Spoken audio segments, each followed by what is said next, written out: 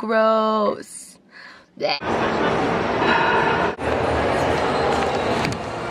How do you feel? Really good, but show me your hands.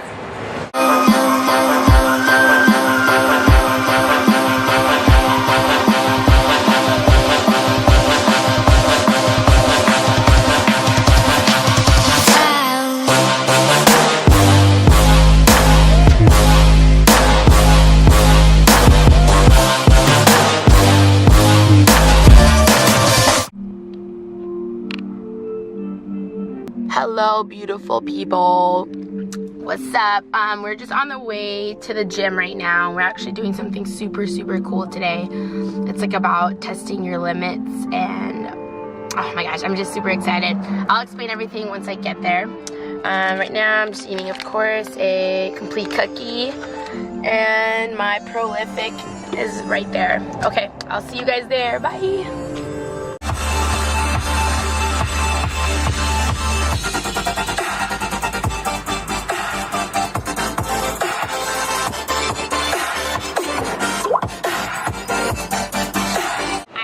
What's going on, babe? So we just stretched and foam rolled the huge, and today we are actually doing an AMRAP. So the day before yesterday, we did AMRAP for my upper body, which is bench press at 90% and shoulder press at 90%. So that was 75, right? Yeah. 75 pounds? Yeah. And then for shoulder press it was 22.5. Yeah, 22.5. And essentially what an AMRAP is, it stands for as many reps as possible. And you can either do 3 or 5 minutes, right? It depends. Yep, and you can choose your time, yeah. So we did 3 minutes. And then in those 3 minutes you do as many reps as possible. So I ended up doing, what was it? I want to double check. 17 reps on bench press. And then shoulder press I did 18 reps. Nice. But it's crazy because like on shoulder press, I was like, I'm getting to 20, like I don't care, like you know, you get into that mental state where you're like, okay, I got this, like I can push through anything. But like you literally, it's like your body is like literally hits the wall, like you literally can't do anymore, which is cool because it literally tests your strength. So yeah. Usually when we do AMRAP is like after every single like I feel like work block, right? So we're doing the hypertrophy program. And then we're going into a new program. Yes. Starting on Monday, which I'll tell you guys later. But so when you're doing an AMRAP, can you do multiple workouts in one?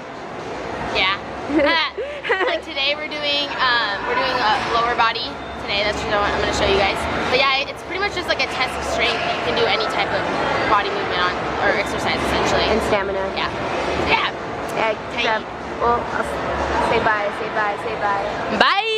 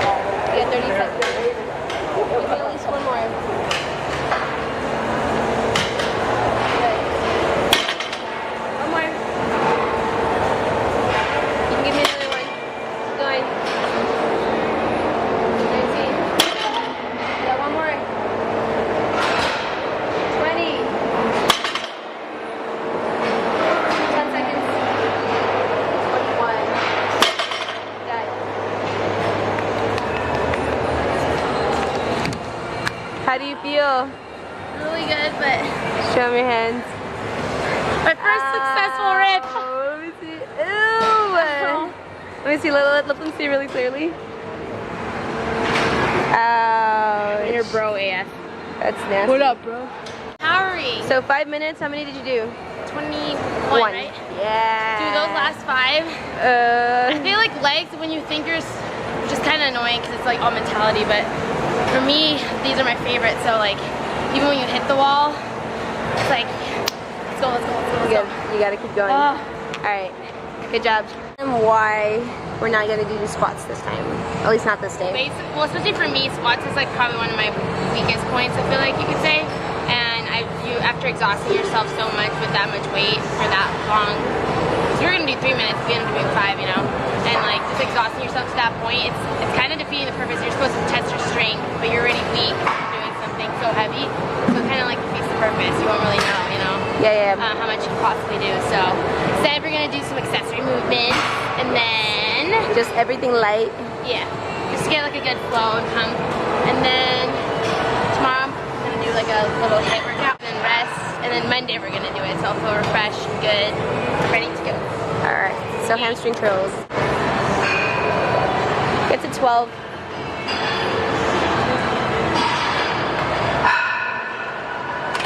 These angles are lit.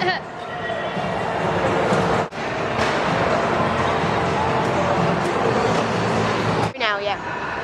Just hold it, or should I? Just hold it. Okay. Ready?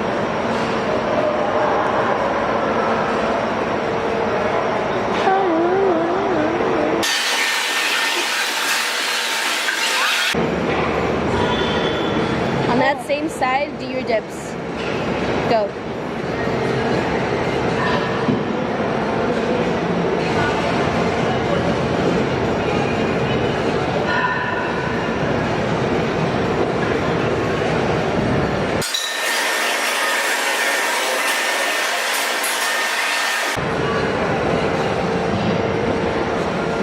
Seconds.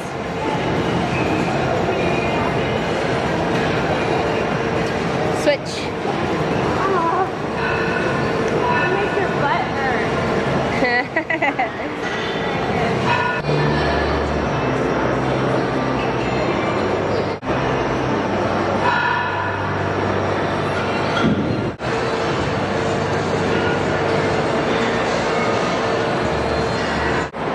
How do you feel, B? Fatigued AF, but good. That's 6 minutes. Deadlift. Oh. Then. So we have to do, that's like such a whole body thing. Planks are great. For sure. Thing, sorry. Especially with it being elevated, because I feel like it makes you use all your, like your side literally. Yeah. But then that makes you focus even more to squeeze your abs, yeah. Yeah. Because then you start feeling it literally, like I was feeling it only here. And that's not good. Yeah. So you have to, like, really focus on it. like a water bottle. Good job. Hey, what's up, guys? So, I don't know why I always talk to you guys in the car, but whatever. In case you guys I haven't told you guys, but this is Mella.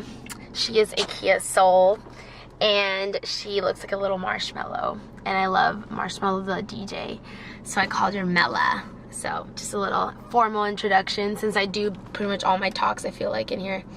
Anyways, so I just kind of wanted to tell you guys a little, give you like a little update on my macros lately, because we have changed them actually twice since the last time I spoke to you guys.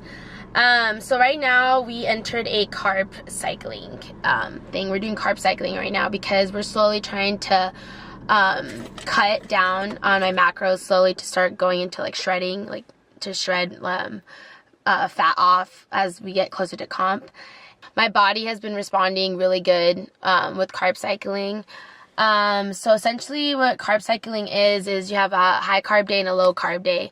So high carb day is obviously your carbs are significantly higher, anywhere between 1 to 150 grams at least higher than low carb day. So my carbs for, or I guess my macros for low carb day is 92 grams, and then protein's 120 grams, and then fat is 60 grams. So whenever you do low carb and high carb, essentially you want to have your fat should be like pretty, like a lot higher than your high carb day, and then vice versa. So basically your carbs and your fats are gonna do like a flip-flop depending on if they're high or low.